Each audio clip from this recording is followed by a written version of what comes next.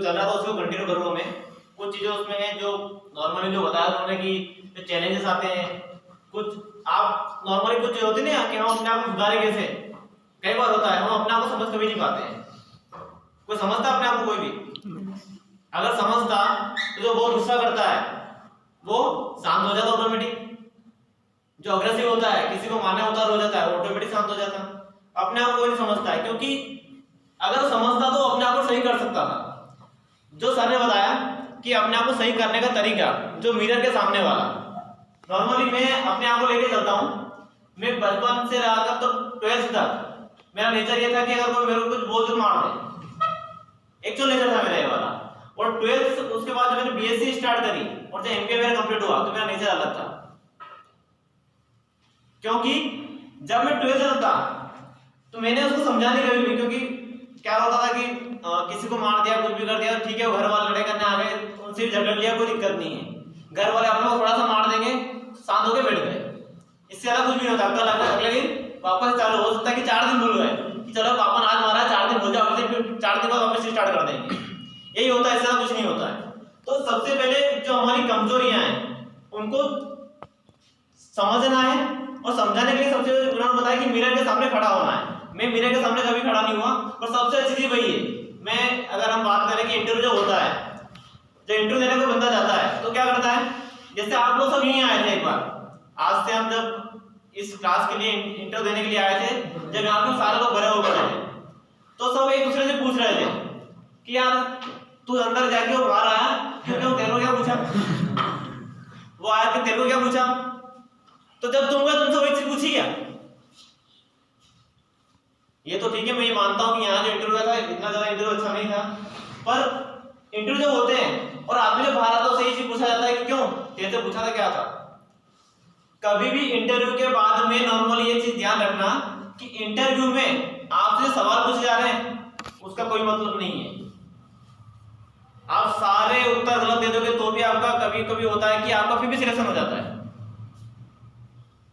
जैसे कि मैं आपको उदाहरण में मार्केटिंग से, मार्केटिंग का ज्यादा उदाहरण दूंगा मैं तो, कि अगर आप मार्केटिंग लाइन में जा रहे हैं तो वहां क्या होता है कि आप जैसे कि सबसे ज्यादा सैलरी मार्केटिंग में सबसे ज्यादा बड़ा चीज क्या होती है, आपको क्या किस चीज को समझना पड़ता है, क्या चीज ज्यादा आती है?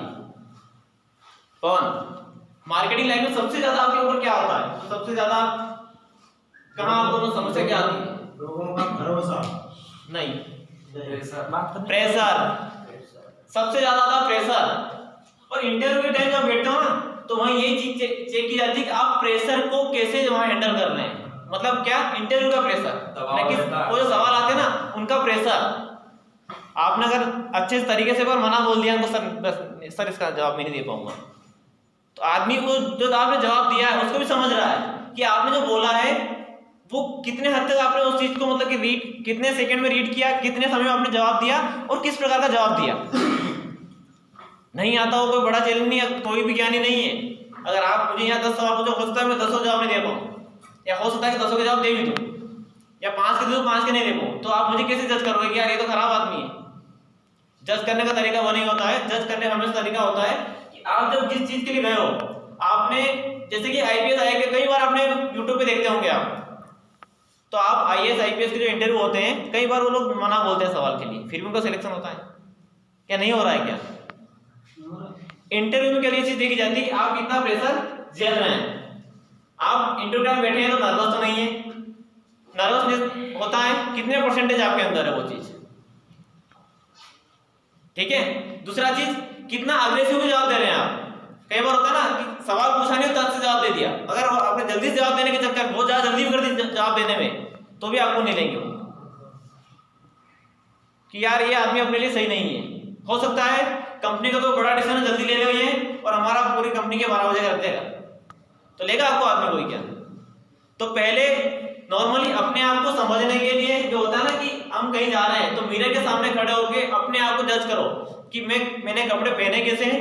मुझे जो इंटरव्यू में जाना अगर आपको, तो आप अपने आप को सारे मिरर के सामने खड़ा रख के ये सोचो कि मैं सामने ये जो बंदा खड़ा है ये इंटरव्यू ये मेरा इंटरव्यू लेगा और मैं इसको इंटरव्यू दे रहा हूँ, तो सारी चीज पता चल जाएगी आपको कि मैं कैसे बात कर रहा हूँ, मेरा बॉडी लैंग्वेज क्या है, आता है ना।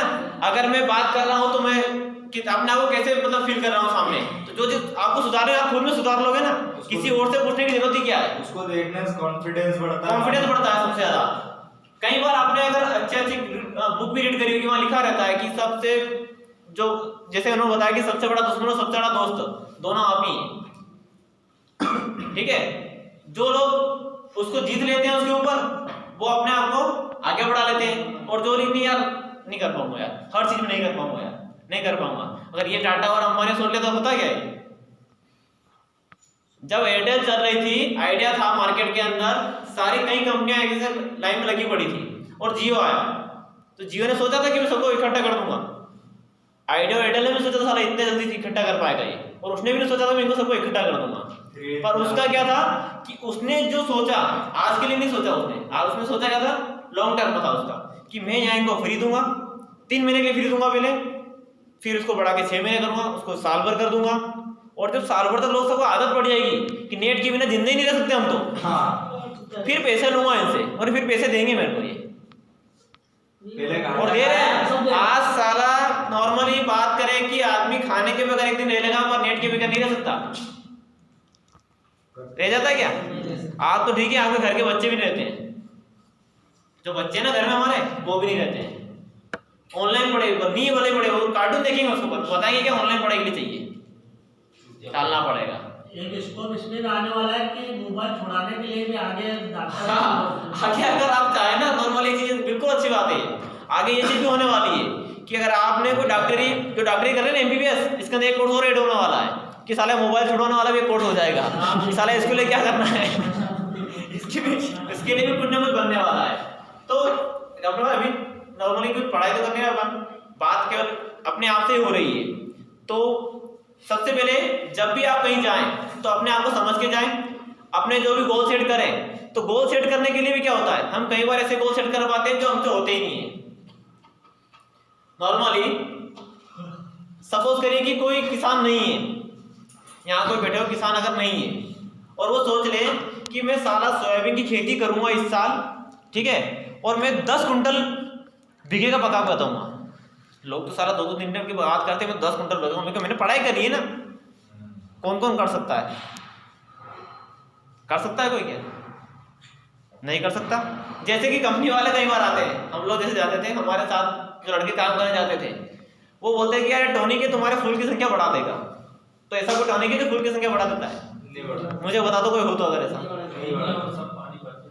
नहीं होता है। होता क्या, करता क्या है, अगर कोई चीज आपकी कोई भी चीज है वो आपके फूल को गिरने नहीं देगी तो वो बड़ा हुआ माना जाएगा, पर उसको बढ़ाने वाली कंडीशन में रखा जाएगा कि आपकी फूल को बढ़ा देगा। तो ऐसे ही जब भी कहीं भी चीज लेके जाओ तो जैसे कि अगर बात कहीं और होती है ना कि मैं इसको बोलूंगा भाई तू ज्यादा बोलता है, अपने आप को कायम रखा कर, तो ये क्या सुना, झूठी आदमी मेरे को समझा के पकड़ जा रहा है। सामने वाला समझो, हो सकता है कि हम ज्यादा बोल रहे हैं, हो सकता है नहीं हो सकता है, तो उस चीज को समझना वो जरूरी है। हम समझते नहीं है, हम क्या करते हैं, मतलब ओवर कॉन्फिडेंस हो जाते हैं कि साला